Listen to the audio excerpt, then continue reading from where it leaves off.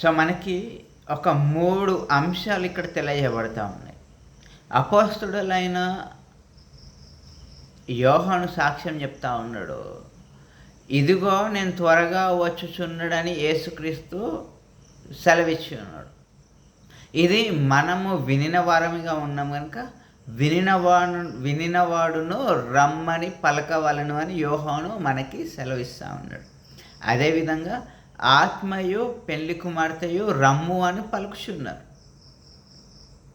So యేసుక్రీస్తు తిరిగి రానయ్యున్నంత వరకు మనం ఇక్కడ ఈ జీవనాన్ని జీవిస్తూ యేసుక్రీస్తు త్వరగా వచ్చినట్లుగా మనం ఆహ్వానము పలుకుతా ఉండగలిగిన వారంగా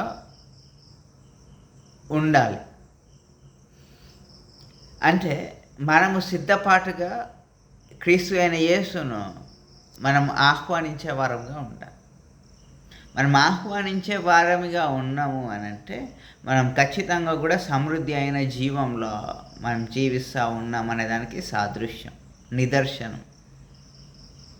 when we invite Christ Jesus or when we seek అంటు జీసస్, ఇదిగో త్వరగా వస్తున్నాడని పలికి ఉన్న యేసును ఇదిగో రమ్ము అని మనం పలికినప్పుడు మనము నిత్యమైన జీవంలో, సమృద్ధి అయిన జీవంలో మనం జీవిస్తూ ఉన్నాం అన్నదానికి నిదర్శనం. సో మనము ఆక్యుపైడ్ అయ్యి ఉన్నాము అంటే మన కుటుంబ పరిస్థితులు, నేపథ్యాలు ఇవన్నీ ఈక్వేషన్స్. ఈ ఈక్వేషన్స్ అన్నిటికంటే పైన మనం క్రీస్తు యేసు వైపు మనం మనం ఆహ్వానిస్తూ ఉన్నప్పుడు మనము తప్పిగొంటా ఉంటాము.